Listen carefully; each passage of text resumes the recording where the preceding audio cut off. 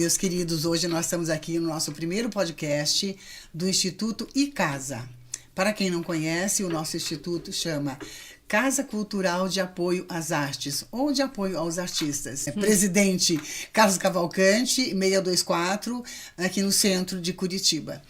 E hoje estamos aqui com uma personalidade que será nossa entrevistada, Cristina Gremel. Isso, Gremel. Gremel, olha só. Sobrenome alemão é difícil de pronunciar. É alemão? Olha só, Gremel. Jornalista, com certeza vocês já a conhecem, né? Mais de 30 anos, ou melhor, quase 40, né, Cristina? Você me falou 36 Exatamente. anos. 34 anos 34. de jornalismo, comecei ainda no terceiro ano da faculdade, bastante história aí para contar. Cristina, você é pré-candidata. Isso mesmo. A Prefeitura de Curitiba. Parabéns, que bacana isso, a gente poder contar com uma candidata, né, uma pré-candidata de direita e conservadora. Olha, Conta Vera, um pouco para nós. Vou contar tudo para você. Conta. Uma alegria. Primeiro, muito obrigada pelo convite e uma alegria estar participando aqui desse podcast inaugural. Né? Isso. Da estreia, o primeiro episódio. Com você nessa Exato, inauguração. uma honra para mim também, né? Uma ligação forte com Curitiba. Eu sei que você é de Itajaí, mas tem essa história com as artes curitibanas. Sim. Então é uma alegria muito grande poder falar com você, com o teu público. Obrigada, eu sou curitibana e a minha 34 anos de jornalismo, como eu falava ali, e a minha pré-candidatura nasce de uma demanda dos curitibanos. Então eu fui procurada ao longo do ano passado por muitos representantes de grupos da sociedade paranaense, alguns de classe, enfim, outros de bairros, e todos querendo uma nova opção para a prefeitura, cansados dos eternos nomes que se intercalam no poder. Da velha política, né? A gente chama de velha política hoje e é sempre o mesmo. E acontece em todos os estados isso, mas aqui em Curitiba está muito enraizado. E as pessoas querendo algo novo, especialmente depois do que o Brasil está vivendo, do que o Brasil viveu nos últimos anos. E você mencionou de direita, sim, nós somos conservadores majoritariamente aqui em Curitiba, inclusive nas artes, né? As pessoas não associam muito, mas nas artes, na educação. Fui procurada por muitos professores, eu sou filha de professores.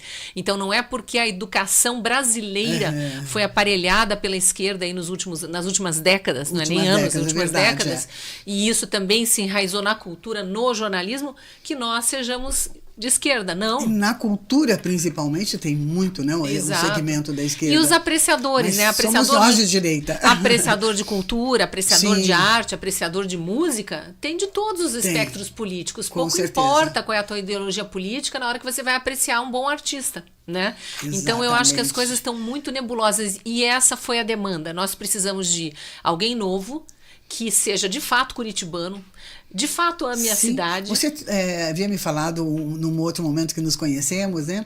Que você tem várias gerações já suas aqui em isso Curitiba. É curioso. É curioso para eu vou trazer essa curiosidade não só para os curitibanos, mas para quem eu tenho uns seguidores no Brasil inteiro. E eu sei que tem gente que está nos assistindo porque eu chamei nas redes sociais e vem atrás da curiosidade do porquê migrar do jornalismo para política e para política local em Curitiba. Muita gente não sabe que eu sou curitibana. E os curitibanos muitas vezes não têm noção do que é a Curitiba de hoje.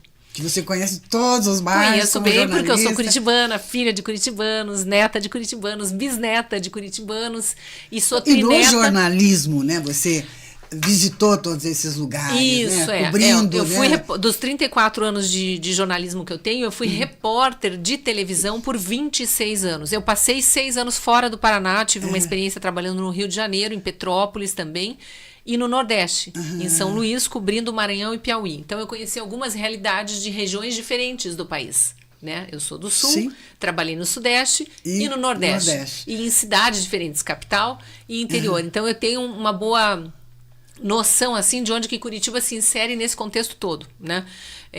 E em Curitiba eu fui repórter durante 20 anos. Então, além de eu ter toda a minha raiz curitibana, que aí a gente traz histórias de família, que o bisavô, a minha mãe tem 82 anos e lembra quando parava circo no terreno do Teatro Guaíra. Olha só, que é uma coisa assim fantástica. Que a gente imagina, como assim? Então, se ela tem 82, faz 77 anos quase que parava. Começo do século, né? Que parava. Não, ela é de 1941. Ah, 41, tá. Ela é de 41, quando a gente olha século XX, ela já nasceu quase na metade. Isso. Mas ali por 46, 16h47 parava circo no terreno do Teatro Guaíra, que hoje é o centrão da cidade, né?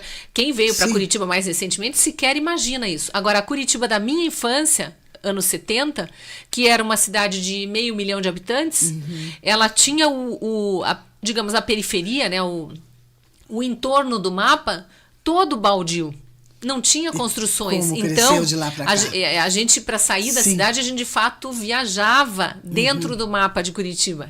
Né? Era uma viagem, para ir para São Paulo, Sim. não tinha o bairro da Tuba, o bairro Alto, Bacaxiri, tinha, claro, uma chacrinha, mas era isso na minha infância, faz 50 anos.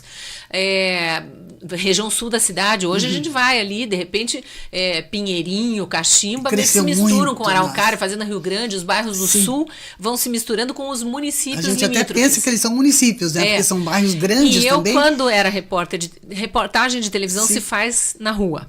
Ouvindo o morador, né? Atendendo a demandas da população que não se sente ouvida pelo poder público. Aí vai reclamar para a imprensa. E disso, então, você entende bem, muito. né? E aí eu percorri os 75 bairros de Curitiba ao longo desses 20 anos, muitas vezes.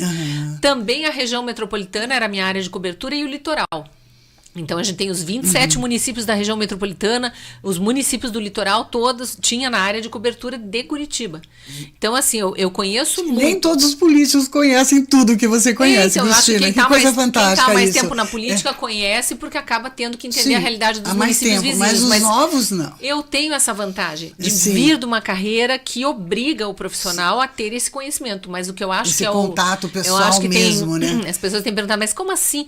Esses dias me perguntaram num podcast de um canal de esquerda, porque queriam, né, jogar casca de banana para mim, porque Curitiba tem tradição de ter prefeitos engenheiros ou arquiteto. Porque Jaime Lerner era arquiteto, os outros são todos engenheiros, né? Aí eu falei para ele, sim, e tradição se quebra quando não tá funcionando. Né? Eu disse, agora eu vou te falar, mas o jornalismo não tem muito a ver com a política. Eu falei, como não? A história do Brasil é feita de jornalistas e escritores na política, porque são profissionais que circulam em todas as áreas. Não, está interligado, que gostam de ler, que política, gostam de estudar, que gostam de conversar, que gostam de ouvir. Então, o que eu tenho dito, e eu vejo isso muito claramente agora na pré-campanha. Qual é a grande vantagem de um jornalista que migra para a política? Duas vantagens. Primeiro, ele está acostumado a ouvir. Ele está acostumado, porque a reportagem começa ouvindo pessoas que estão sofrendo algum problema e, portanto, estão pedindo socorro ao jornalista para ele ser o porta-voz e levar aquela questão adiante. E isso é política, né? Isso é política. E a outra grande vantagem é que no jornalismo, quando a gente se depara com um problema, uma demanda de parte da população, ou de um morador que seja, alguém está enfrentando aquele problema, não está vendo o poder público solucionar, ele vai pedir socorro para o jornalista. E aí, o que o jornalista faz? Ele vai buscar solução para o problema. Aonde? Nos maiores especialistas da área. Então, a gente liga para a universidade, pede indicação, né? É uma obra que está com problema. Qual é o maior engenheiro que vocês conhecem, vivo, que está em atuação em Curitiba? Liga para o fulano de tal, se ele não puder, tem o fulano. A gente vai atrás desses dois e vai ouvir. Não, mas a laje tem que ser feita não sei como, a fundação foi mal feita aqui. A gente vai ouvir o maior especialista. E essas pessoas, quando elas confiam... política pura, que coisa quando elas fantástica, confiam no jornalista, a gente vai criando a tal da aliança com a fonte, né? Sim. A gente vai criando laços de confiança que duram décadas, e eu estou há 3 décadas e meia no jornalismo. Então, muito modéstia à parte, eu tenho uma agenda e grandes amigos, de fontes, grandes amigos, muitos viraram amigos, não só em Curitiba, mas também em outros estados, que são, inclusive, muitos deles os que me trouxeram para a política, dizendo, eu te ajudo, eu vou com você. Na minha área, eu te passo as informações. Na minha área, eu te ajudo a entender os problemas. Que é o que o político precisa, de bons técnicos, de especialistas para depois também formar a equipe de governo. Então, me deu muita segurança isso, a equipe sabe? É muito importante, né, Cristina? A gente acompanha aí nos vários governos também investigando políticos. Às vezes as coisas não funcionam, não porque o gestor em si seja ruim. Às vezes ele não lidera bem. Porque o gestor é um bom líder. Ele não tá bem assessorado, né? Em determinadas áreas o negócio tá capenga. Por isso que tem muita troca de secretariado ou no nível nacional de ministro. Mas quem forma a equipe técnica é quem foi eleito para ser o gestor. Sim. Então E o você? prefeito vai ter que escolher uma equipe técnica boa, né? Me conta então, falando em equipe técnica, pra gente daqui pra frente, né? Tá entrando mais nessa vereda, vamos dizer assim, nessa área propriamente da política. Como é que você tá vendo essa questão da equipe técnica? Porque você, desde já, me parece que é importante você já ir fazendo essas alianças, né? Com os profissionais, né? Sim.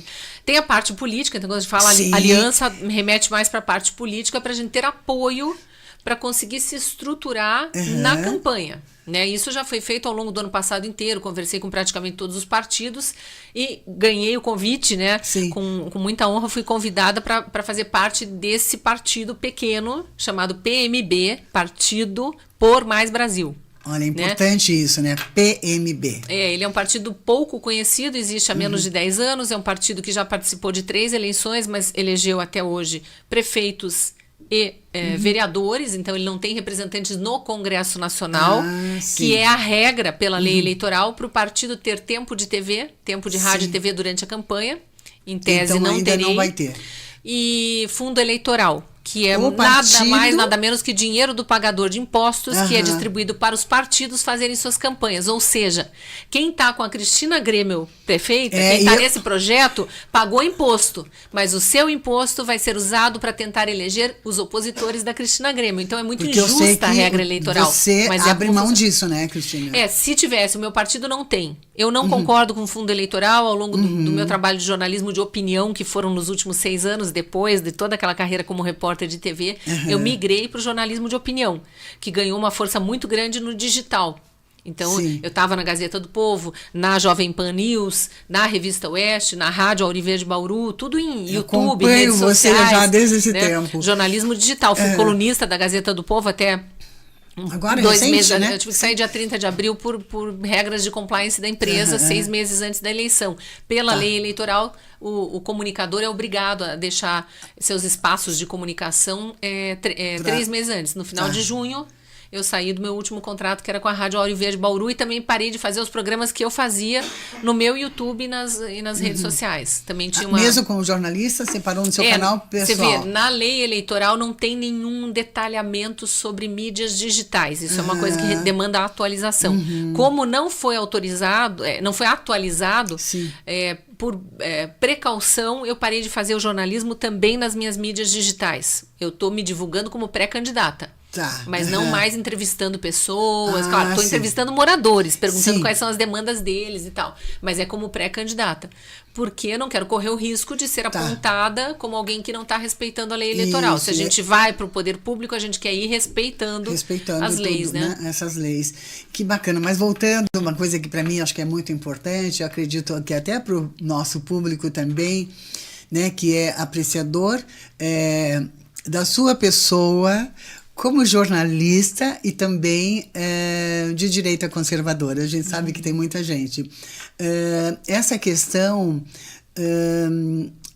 das pessoas mais profissionais, técnicos, vamos dizer assim, isso. Não, que você trouxe, né, uma outra questão interessante também, e eu acho que é tão importante isso, as pessoas querem saber, né? Sim, as pessoas perguntam muito. Quem vai estar te auxiliando também. E na verdade, quem está querendo desacreditar traz esse questionamento, mas você não é da política, faça carreira política começando como vereador, para construir, né, um grupo. Sim. E que possa vir a formar o teu secretariado. Só que mas é que você já está há tantos anos, primeiro, né? é isso, eu estou no jornalismo político intensamente há uns 15 anos pelo menos, porque na época da TV eu já fui sendo direcionada, eu fiz investigação da contratação de funcionários fantasma na Assembleia Legislativa do Paraná. Que, aliás, é um perfil seu também, jornalista investigativa, né?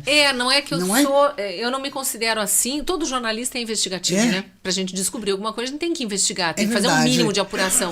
O Augusto Nunes sempre fala isso, né? Isso é uma balela, jornalismo investigativo, todos são ou deveriam ser. Né? Na verdade, nem todos investigam como deveria, apuram como deveria, mas deveriam todos apurar e investigar.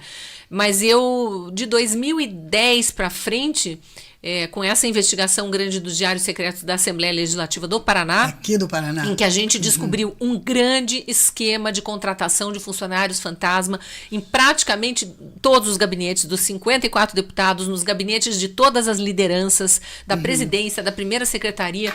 Será que todo mundo sabe disso? Desvios, né? Na época, levantados de mais de 200 milhões de reais. Uau, contratando pessoas que muitas sequer sabiam que eram contratadas da Assembleia.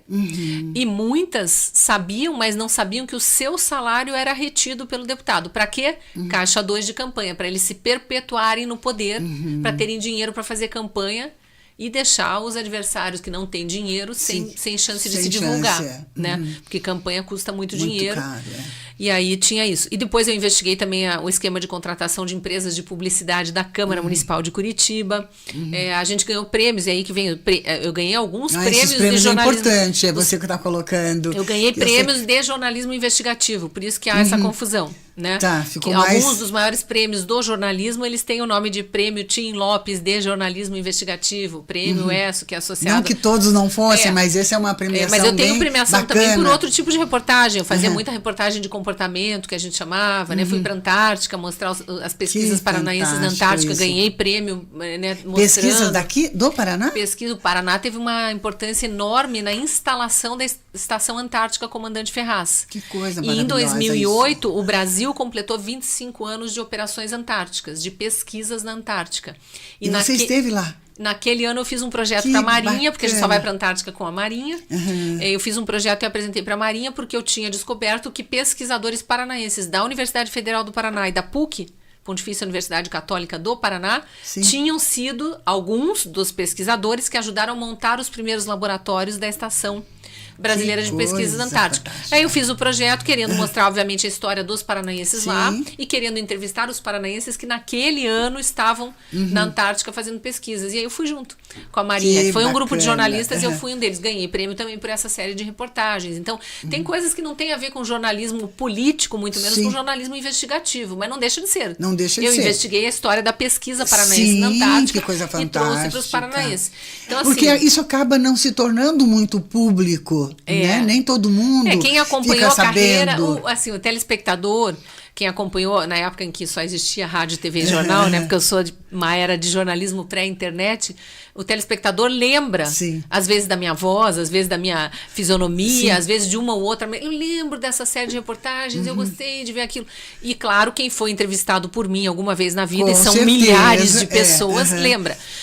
Mas eles me associam mais a esse jornalismo de opinião mais recente, onde eu participei de programa colunista da Gazeta do Povo, gravando vídeos de opinião, opinando sobre questões que eram aprovadas, aí leis ou que estavam sendo julgadas, censura, querem censurar as redes sociais, querem aprovar aborto, querem aprovar descriminalização de drogas, e eu ia lá e gravava vídeos. Agora, e a parte do jornalismo de política, né? Agora foi muito importante, Cristina, você trazer essa questão. Eu faço parte da campanha da Marcha pelas Crianças do Brasil, né? E uma das pautas que é defendida lá, e principalmente eu sou muito ferrenha com isso, que eu chamo de pedagogia, né? Pedagogia da ideologia de gênero nas escolas. Você como jornalista, né? Mãe, esposa, né, profissional. E filha agora, de professores. Filha de professores, olha que coisa fantástica. Como é que funciona isso para você agora como pré-candidata a trazer essa pauta, né, para o teu governo, né, na prefeitura? Que é tão delicado isso, né, Cristina? É delicado se você coloca isso de uma forma ideologizada, de uma forma compartimentada. Eu não gosto de dividir os seres humanos em caixinhas. Eu não gosto de, pela tua opção sexual, orientação sexual ou política, o que quer que seja, você tá lá ou tá aqui, é ruim isso para a sociedade como um todo. Sim. Né? Agora, o que a gente precisa separar e segmentar e que está muito confuso das crianças, né? É a separação de ensino e educação. E, embora a gente chame os órgãos públicos que se preocupam com o ensino de Secretaria de Educação, de Ministério da Educação, eles são órgãos para cuidar do ensino. Bem colocado, né? Eu gosto de diferenciar. Educação, para mim, vem de Sim, casa. Vem de casa, exatamente. E aí, quando começam a misturar isso, e eu não estou dizendo que é culpa da escola, nem necessariamente dos pais, mas há uma confusão generalizada, a gente está acompanhando isso, né? E vem de décadas também, um negócio que foi transformando. Novas gerações de pais foram surgindo já sem entender muito qual era o seu papel. São as mudanças de geração para geração. E aí abrem uma brecha para entrar essa coisa da ideologia muito caracterizada. A de gênero entra por causa de alguns segmentos compartimentados e não é de homossexuais ou não, ou heterossexuais. Não. São esses que se categorizam com essas letras todas do alfabeto aí. E sem nenhum desmerecimento a essas pessoas. A gente nunca sabe pronunciar direito. São tantas siglas. A gente até pronuncia o LGBTQIA+, que agora virou mais porque não tem mais letra no alfabeto para usar ali. Mas as pessoas... A dona Maria lá do Pinheirinho, como a gente falava na redação de jornalismo, né? Ou o seu Zé lá da Cachoeira, eles não estão preocupados com isso. Eles querem que o neto vá para a escola e aprenda português e matemática. Né? E que dentro de casa ele respeite pai e mãe, respeite os mais velhos, saiba as palavrinhas mágicas. Isso é a educação que vem de casa. Claro que a escola pode dar um reforço e os pais também podem reforçar o ensino, que é o conteúdo da escola, ajudando nas tarefas de casa, solucionar problemas, né? Que é uma troca ali, né? Aquela orientação de sempre. Agora, a tal da ideologia tem que ficar fora. O que a gente tem que ensinar para as crianças? E aí eu vou falar como mãe. Né? Que eu acho que todo mundo que está nos assistindo e tem filhos vai concordar. Com certeza, A gente ensina a respeitar os seres humanos, a respeitar os seres vivos. Né? A gente ensina. Não é mais só os humanos, a né? Gente ensina, vamos sair dos seres vivos. A gente ensina a respeitar o patrimônio público. Sim. A gente ensina a respeitar o que não é nosso. É do outro. Exatamente. O outro comprou essa propriedade é dele. Não pode invadir. Não pode dizer eu quero para mim, né? Então a gente ensina o respeito dentro de casa. A escola reforça. Claro que a escola reforça. Então assim, ideologia de gênero para mim é uma coisa que não tem que estar na sala de aula. Se quiserem discutir na mesa do bar, até no salão paroquial, enfim, no culto, na missa, aí é outra questão, né? Ou dentro de casa, ou em quatro paredes, aí é outra questão. Né? No clube, em outros lugares, no ambiente de ensino não. Então, e principalmente com crianças pequenas, que não dá para a criança chegar em casa. Mas com criança pequena tem muita coisa boa que dá para fazer e não é feita pela escola. Então não dá para a criança chegar em casa e falar assim: eu posso ser menino, posso ser menina. Isso não dá. Eu acho que inaceitável. A criança pode eventualmente, se a gente tivesse controle sobre toda, vamos entrar na tua área, sobre toda a produção cultural, por exemplo, a gente teria essa segurança que essa dúvida não surgiria na cabeça da criança do nada. Não ia surgir do nada. Na infância não ia surgir. Não venham com esse papo de criança trans, porque não é assim que o negócio começa. Por que há essa confusão agora na minha cabeça? Na minha visão, né? Na minha cabeça. E olhando o universo todo que está aí no nosso entorno. Porque, infelizmente, os meios culturais, música, cinema, teatro, tudo começaram a inserir a tal da ideologia de gênero ali. Aí ela entra nos livros... artes plásticas e visuais, que também teve, né? Escândalos grandes aí. Muito. E aí ela entra nos livros, na literatura infantil, aí nos livros didáticos, aí nas escolas de pedagogia, as professoras entram na sala de aula achando que tem que dizer pra menina que ela não é menina, ou ele não é menino. Ela pode escolher o que ela quiser. Não, peraí. Você pode escolher numa fase adulta, escolha o que você quiser. Né? Se uma criança, de fato, sem haver essa pressão cultural toda em cima dela, se ela de fato viesse com essa história, o que um pai, uma mãe ou um professor fariam? Leva num psicólogo, dá uma conversada, vê o que está acontecendo com a cabecinha dela, porque ela está com uma confusão aí, o sexo biológico dela é esse, e ela está dizendo que ela não é. Até voltar na própria escola, conversar com a professora, com a diretora. Tudo, para ver o que ela está trazendo, né? Só que atualmente embolaram tanto a discussão, então assim, nem a criança sabe dizer, eu vi no desenho animado, eu ouvi falar de menine, tinha uma cartilha na escola, uma música, nem a criança sabe dizer de onde que veio, mas aquilo foi se formando na cabeça dela. Então, para mim, isso aí é poluição no sentido literal, que está vindo para dentro do universo infantil que não deveria estar. E, na minha visão, nem no universo pré-adolescente tinha que estar. Isso aí é da adolescência para frente, quando já tem um pouco mais de maturidade para discutir as coisas de forma aberta. E aonde poderia ser revisto isso, trazendo para você como nossa pré-candidata a prefeita. Então, já vou juntar a resposta, aproveitando a pergunta anterior que acabei de eu sei que tem muita gente, muitas famílias, muitos pais, mães, né? que ficam muito curiosos, né? Sim. Para saber como é que funciona isso dentro do Como sair contexto dessa político, né? Dentro de um conceito político, o que pode ser feito para não permitir, vamos dizer assim, que as escolas recebam esse tipo de cartilha, aonde são feitas, que verba que vai para fazer isso, quem ficou sabendo disso, quem autorizou isso, né? Então vamos lá, como é que as coisas funcionam? Primeiro existe um Ministério da Educação, né, que é de onde saem as normas educacionais para o país inteiro. Mas existem esferas do ensino que estão a cargo de cada esfera política. Por exemplo, cabe ao prefeito, à prefeitura, a educação infantil e a chamada primeira fase do ensino fundamental, que era o nosso primário. Sim. Né? A segunda fase do ensino fundamental, que a gente frequentou chamando de ginásio, e que hoje em dia eles chamam de segunda fase do ensino fundamental, já passa para a responsabilidade do Estado. Então, aqui no nosso caso, o governo do Paraná é responsável pelas crianças, vai lá de 12 anos e tal, 12 anos, que passa ali para a segunda fase do ensino fundamental e o ensino médio. E a parte do ensino superior, às vezes é estadual, às vezes é federal, né? Muita coisa está no universo particular também, mas é o governo federal que distribui as diretrizes. Então tem a base comum curricular, eles chamam BNCC, que daí eles encaminham para a prefeitura, que vem do Ministério da Educação e que precisa ser respeitada. Então eu não posso, como prefeita, decidir que em Curitiba ninguém mais estuda geografia, por exemplo. Não, tem que estudar, tem aquilo, tem as fases, tem os conteúdos que são... E isso tem que estar lá. O que não pode, e aí eu acho que o prefeito, e a gente viu inúmeros casos desses pelo Brasil, infelizmente não foi o caso de Curitiba, mas recentemente teve polêmicas envolvendo ideologia de gênero e racismo também, aliás, ideologia de gênero beirando a pornografia, e racismo também inserido em livrinho que foi comprado pelo Ministério da Educação e chegou para as escolas públicas municipais, né, para os prefeitos. Quem autoriza isso, né, Ministério da Educação. Isso vem de Ministério da Educação. Mas quem supervisiona isso? Ai, que loucura. Então, mas o que eu acho...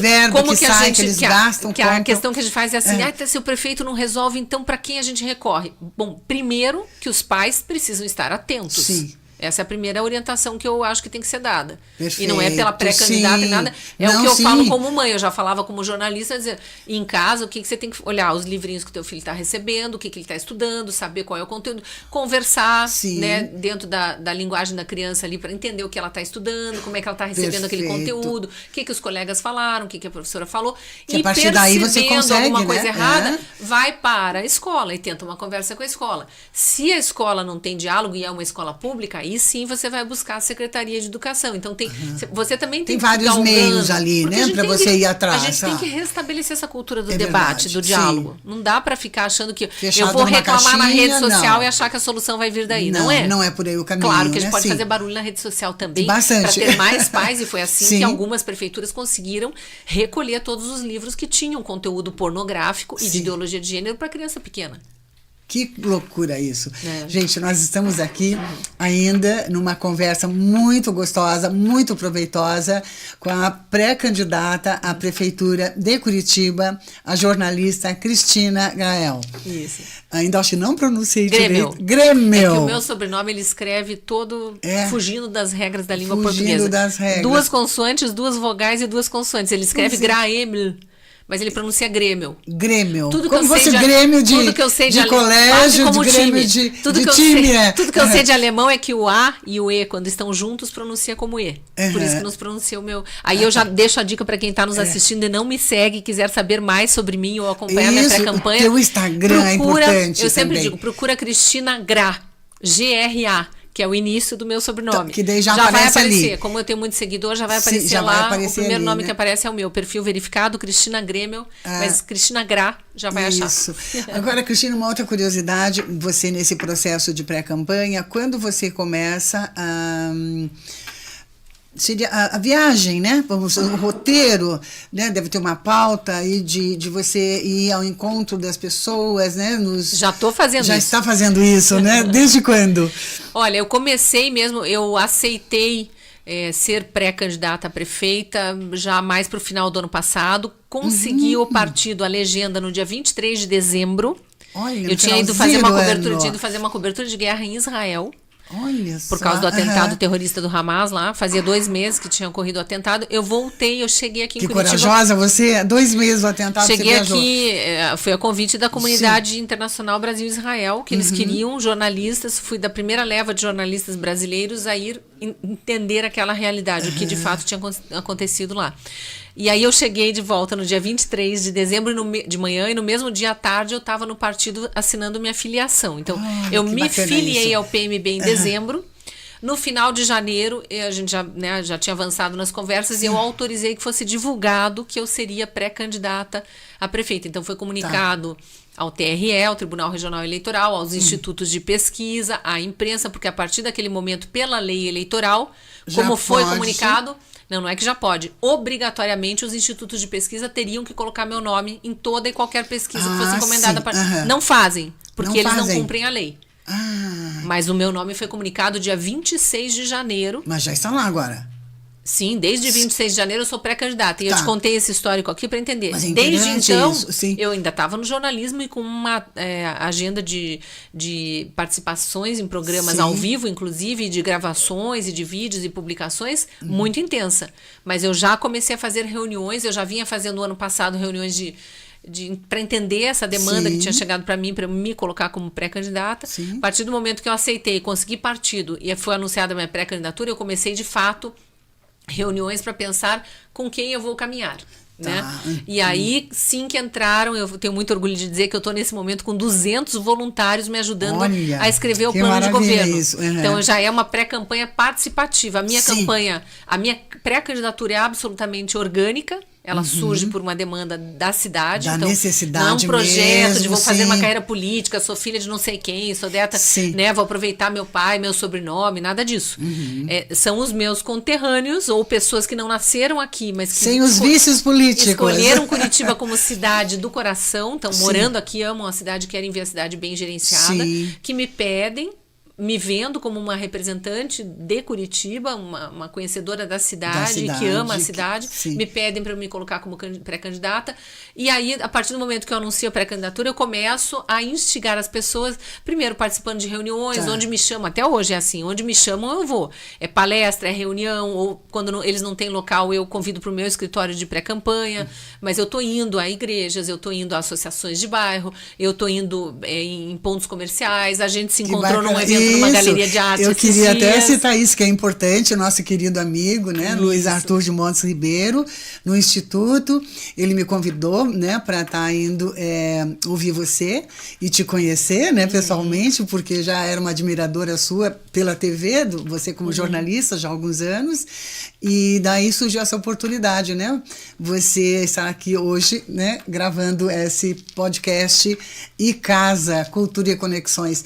Eu estou tão feliz de estar conversando com você, te conhecer um pouquinho mais de perto, Cristina.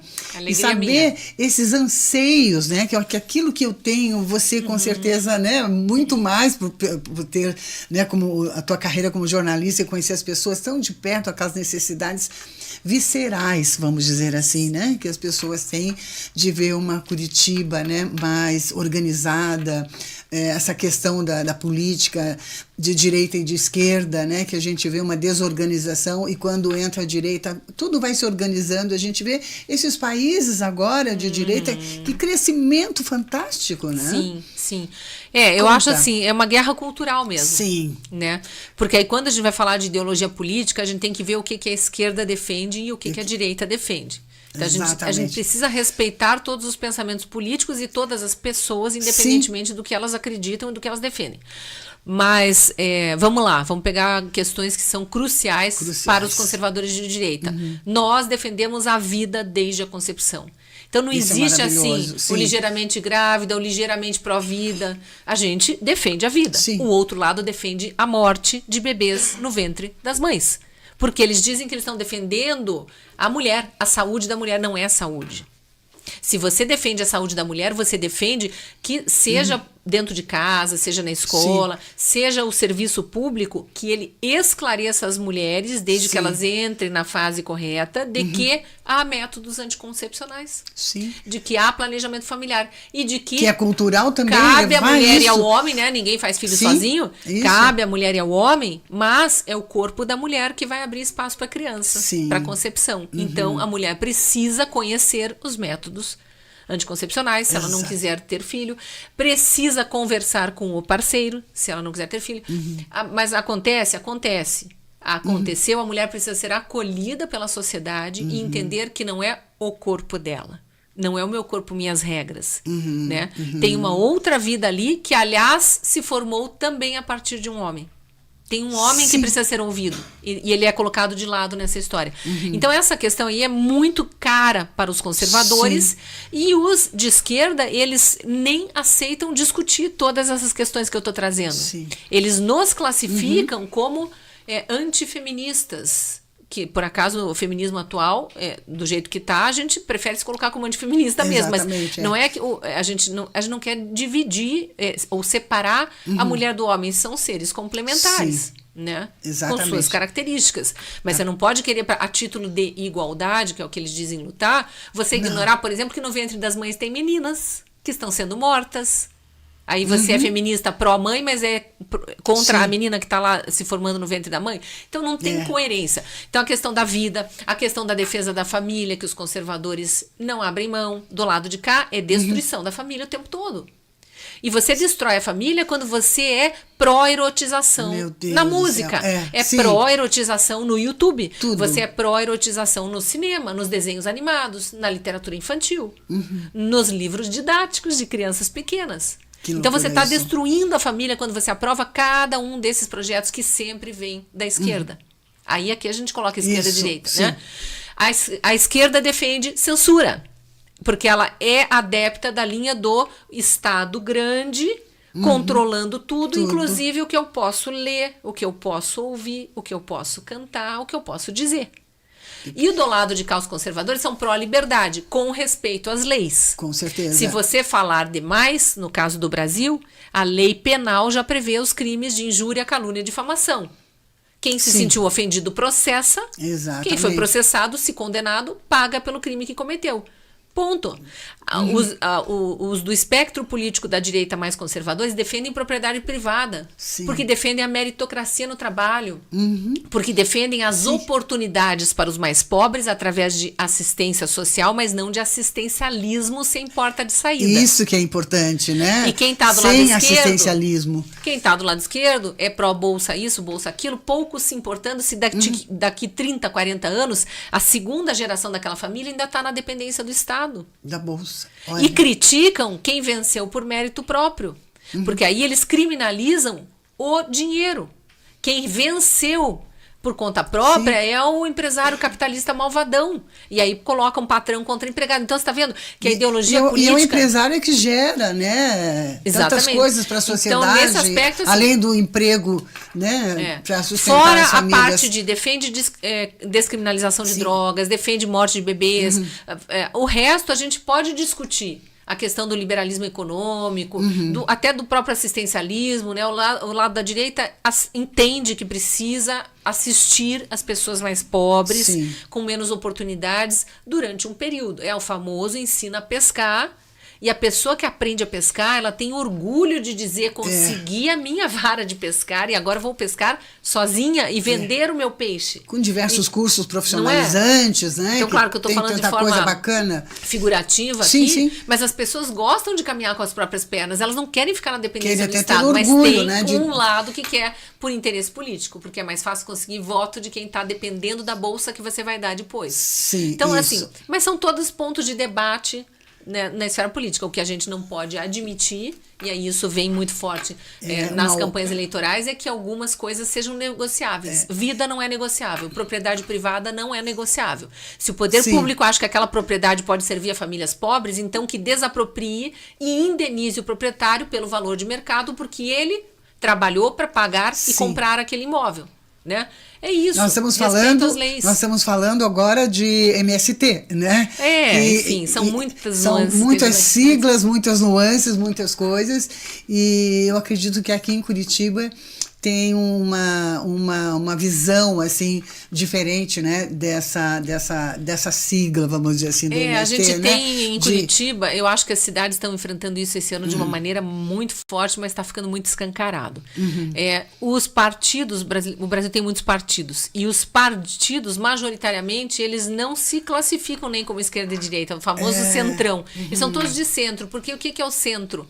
Eu tô ali em cima do muro, se for conveniente eu escorrego para um lado, eu escorrego para o outro para fazer essa aliança aqui, essa aliança ali. Não dá para entender, posicionamento, não dá para entender que apoiando uma mesma candidatura esteja um partido que se diz pró-vida, que se diz pró-armamento, que defende o direito das pessoas terem armas para defender a sua propriedade e a sua família, ou, portanto, pró-liberdade, e esteja junto com o partido cujo maior representante aqui na cidade, por exemplo, está gritando Viva Lula na periferia faz anos. Tá dando medalhinha de condecoração para Luiz Roberto Barroso pelo que ele fez na pandemia pelos curitibanos. Peraí, o que o STF fez na pandemia pelos curitibanos ou pelos brasileiros em geral? Ele disse, o presidente da República não pode fazer nada, só enviar dinheiro para estados e municípios. E os prefeitos e governadores é que decidem. E o que prefeitos e governadores decidiram? Nos trancar em casa. Não foi por um mês, enquanto ninguém sabia muito bem o que ia acontecer. Não foi por 2 meses. Não foi por um ano. Aqui em Curitiba foi 2 anos de lockdown. Acabando a economia, né? Acabaram, assim, os empresários da cidade faliram. Sim. Empregos nunca mais foram restabelecidos. Isso, Tem empresários que se suicidaram porque não só deixaram sua família míngua e viram todo o seu sonho de vida ser desmantelado, como viram inúmeras famílias viverem o mesmo drama porque eles demitiram. E aí vira agora, esse grupo político vir dizer que é de direita, conservador, nós de direita, porque conseguiu puxar um aliadinho que também se diz de direita e conservador. O eleitor vai ter mais trabalho esse ano, porque ele precisa conhecer de fato o candidato. Sim. E tem candidato que está se apresentando como novo e faz parte da velha política. Exatamente. E como? O de sempre. Conta para nós aqui, né? Como é que as pessoas podem descobrir isso?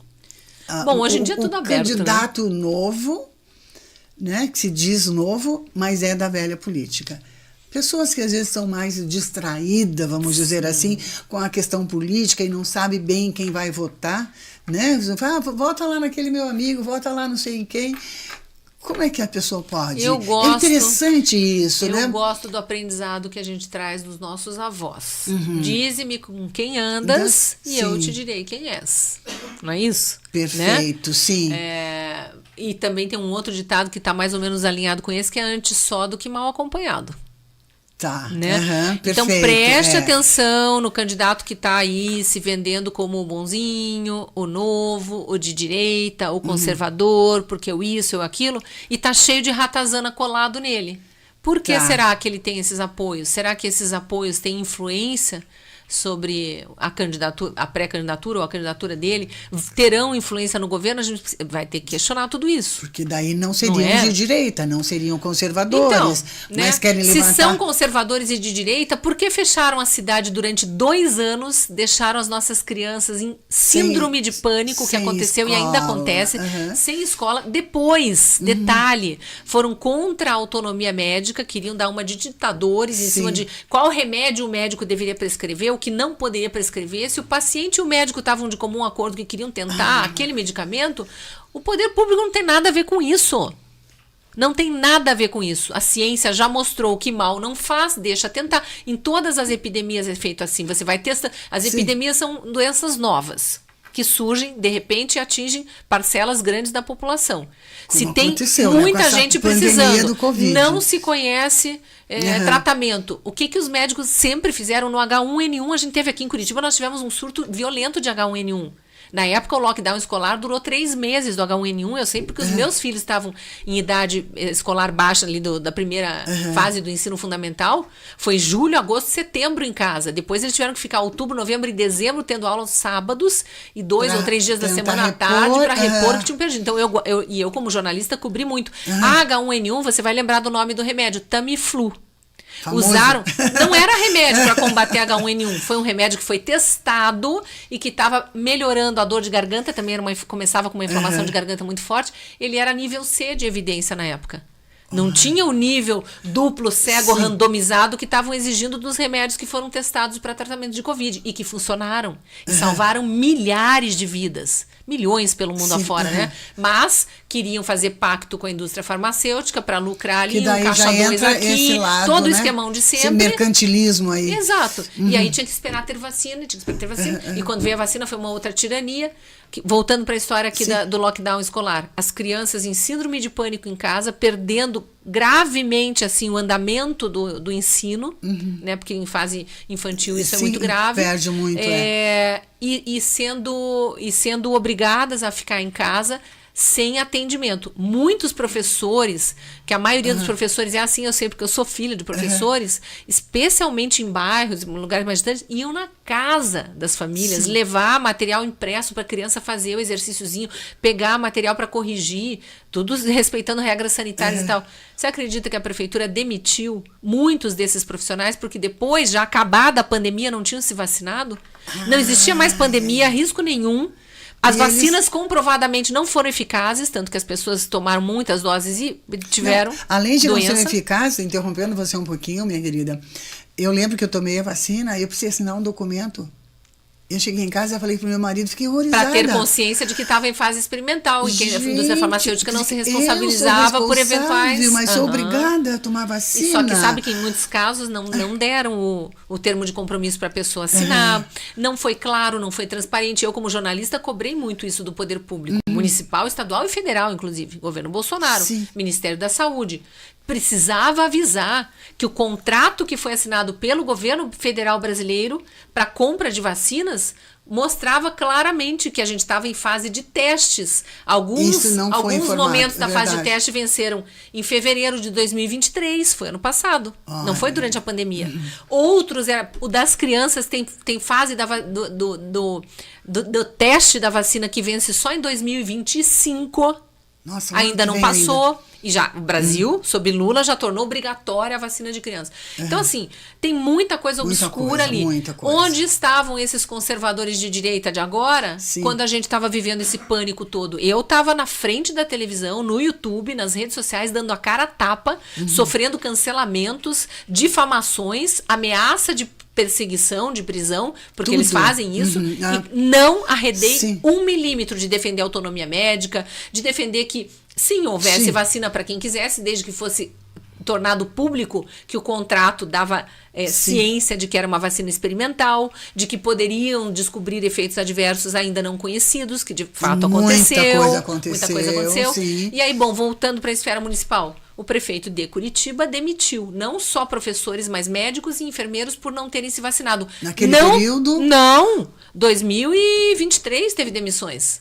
Depois de tudo, a economia aberta e tudo mais. E um detalhe, nós conservadores, de fato... Como é importante a gente ter esse conhecimento de tudo isso. Eu sei disso porque me chegavam as demandas pelo jornalismo. Sim, você estava ali na frente, né? Pelo jornalismo.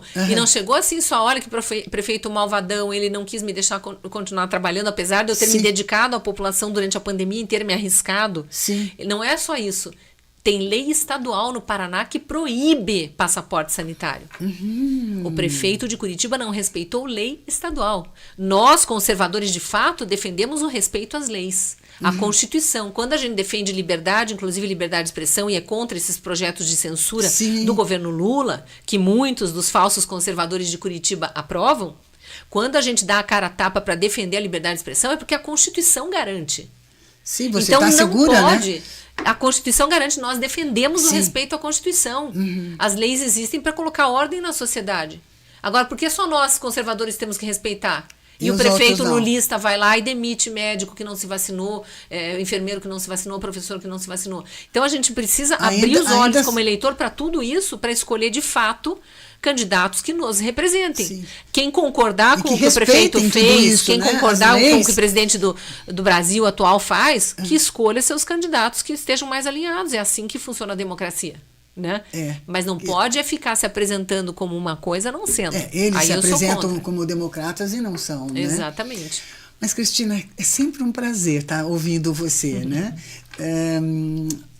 Nós estamos agora no finalzinho, vamos dizer assim, né? A gente tem mais uns minutinhos aqui para encerrar essa nossa entrevista fantástica, né? E eu gostaria de saber de você, como nossa pré-candidata, agora eu vou falar como artista plástica, né? Voltada, né, para o segmento da arte e da cultura já há alguns anos. Como eu sou curadora de arte também, produtora cultural, né? Temos um instituto. As questões da cultura, né? Não vou falar artes plásticas, porque seria geral. muito pequeno, né? A cultura de uma maneira geral. Eu sei que você é uma mulher inteligente, viajada, conhece tudo.